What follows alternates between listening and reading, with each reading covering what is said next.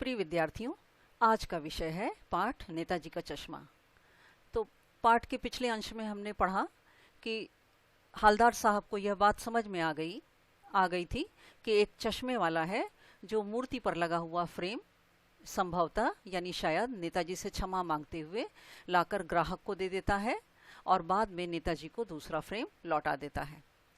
तो हालदार साहब मन ही मन सोचे कि वाह भाई, यह भी आइडिया बहुत अच्छा है। अब हालदार साहब की उत्सुकता शांत नहीं हो रही थी। अब वो पान वाले से पूछ बैठे कि एक बात अभी भी समझ में नहीं आई कि नेताजी का ओरिजिनल चश्मा कहाँ गया। अब पान वाला तब तक दूसरा पान मुंह में ठूंस चुका था, यानी वह दूसरा पान खा रहा था। दोपहर का समय था, दुकान पर भीड़ भी अधिक नहीं थी। वह हालदार साहब की बातें सुनकर फिर आंखों ही आंखों में हंसा और इस तरह से हंसने से उसकी तोन थिरकने लगी। कत्थे की डंडी फेंक, कत्था जो पान में लगाया जाता है, तो कत्थे की डंडी को फेंक करके पीछे मुड़ करके पान वाले ने पीक नीचे थूकी और मुस्कुराते हुए बोला कि चश्मा जो है वह मास्टर बनाना भूल गया।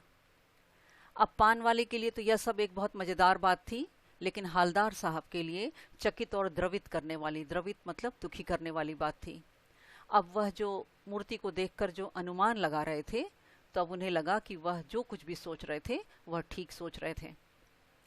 मूर्ति के नीचे लिखा मूर्तिकार मास्टर मोतीलाल वाकई कस्बे का अध्यापक था और बेचारे ने महीने भर में मूर्ति बनाकर पटक देने का, यानी जैसे तैसे मूर्ति बनाकर दे देने का वादा किया होगा और मूर्ति बना भी ली होगी।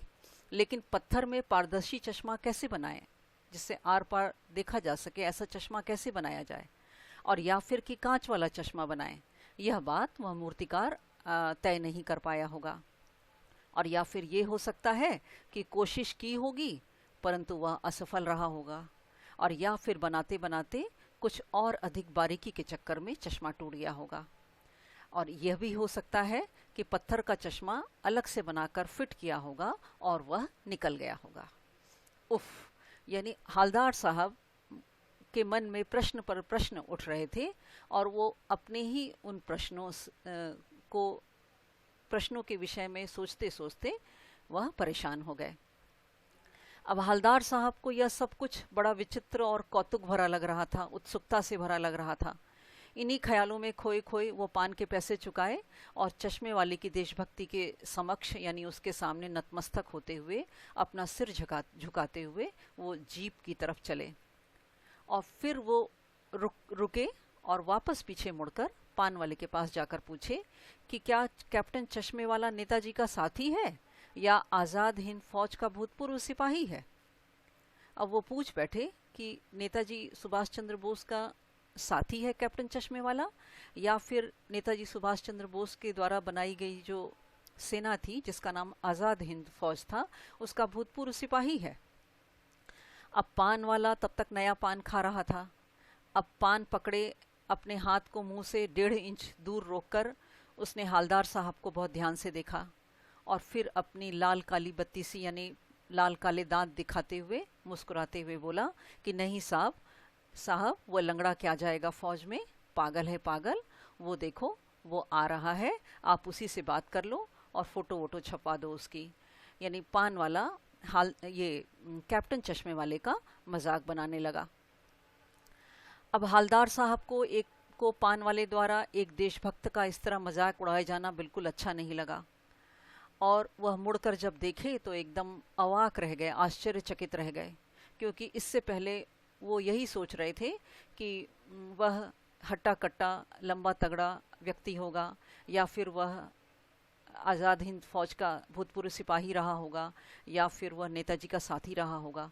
लेकिन जब वह कैप्टन चश्मे वाले को देखे तो एकदम आश्चर्यचकित रह गए। एक बेहद बूढ़ा मरियल सा लंगड़ा आदमी, सिर पर गांधी टोपी लगाए हुए और आंखों पर काला चश्मा लगाए, एक हाथ में छोटी सी संदूकची मतलब बक्सा, उसके हाथ में एक छोटा सा बक्सा था और दूसरे हाथ में एक बांस पर टंगे हुए बहुत से चश्मे लिए अभी अभी एक गली से निकला था। उसके हाथ में एक बांस पर बना हुआ फ्रेम था, उस फ्रेम पर बहुत सारे चश्मे टंगे हुए थे और अभी अभी वह एक गली से निकला था और एक बंद दुकान के सहारे अपना बांस टिका रहा था। अब हवलदार साहब सोचने लगे कि इस बेचारे की दुकान भी नहीं है, यह फेरी लगाता है, घूम घूम करके चश्मा बेचता है। अब हवलदार साहब और चक्कर में पड़ गए। वह और भी बहुत कुछ पूछना चाहते थे कि इसे कैप्टन क्यों कहते हैं, क्या यही इसका वास्तविक नाम है, लेकिन पान वाले ने साफ बता दिया था कि अब वह इस बारे में बात करने को तैयार नहीं है। अब हवलदार साहब का ड्राइवर भी बेचैन हो रहा था, काम भी बहुत अधिक था, तो हाल था इसलिए हवलदार साहब जीप पर बैठकर चले गए। अब हवलदार साहब 2 साल तक अपने काम के सिलसिले में उस कस्बे से गुजरते रहे और नेताजी की मूर्ति पर जो बदलते हुए चश्मों को देखते रहे। अब वो देखते थे कि कभी गोल चश्मा लगा होता था, तो कभी चौकोर, कभी लाल, कभी काला, कभी धूप का चश्मा, तो कभी बड़े कांचों वाला गोगो चश्मा लगा होता था, लेकिन कोई न कोई चश्मा उस मूर्ति की आंखों पर जरूर लगा होता था।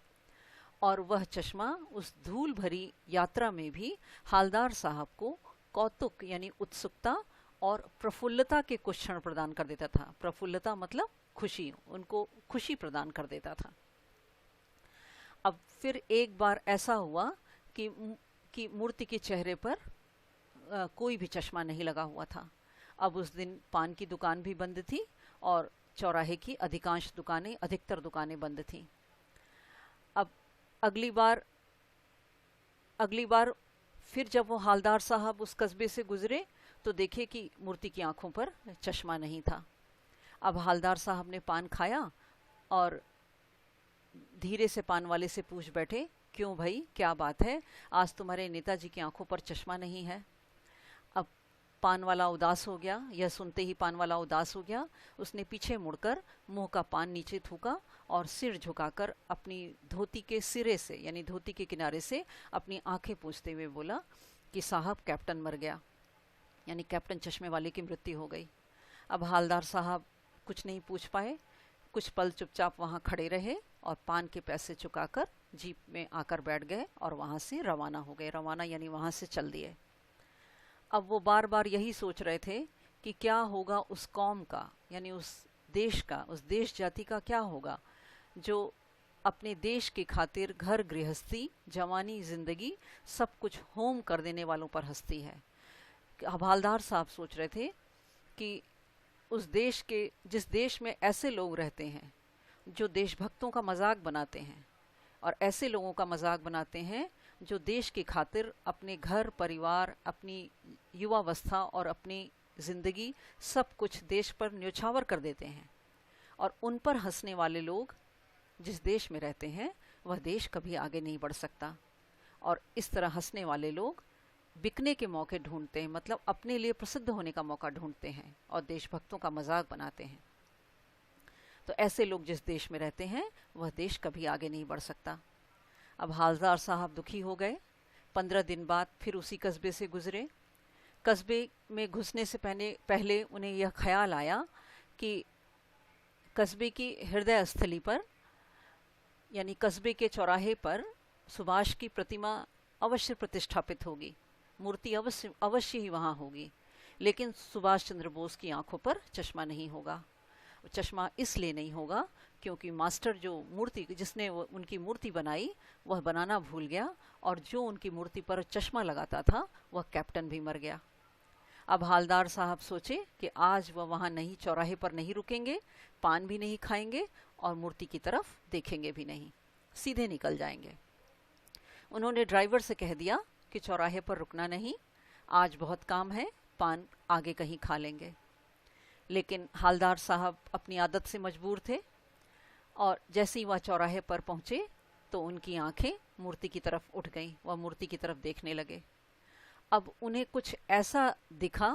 कुछ ऐसा देखा कि वह चीख पड़े और जीप रोकने के लिए वह बोले।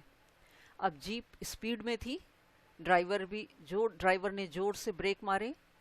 अब रास्ता चलते लोग भी उन्हें देखने लग गए। अब जीप रुकते न रुकते, जीप अभी पूरी रुकी भी नहीं थी कि हवलदार साहब जीप से कूदकर तेज तेज कदमों से चलते हुए मूर्ति की तरफ लपके और ठीक उसके सामने जाकर अटेंशन में खड़े हो गए, मूर्ति को सैल्यूट करने लगे।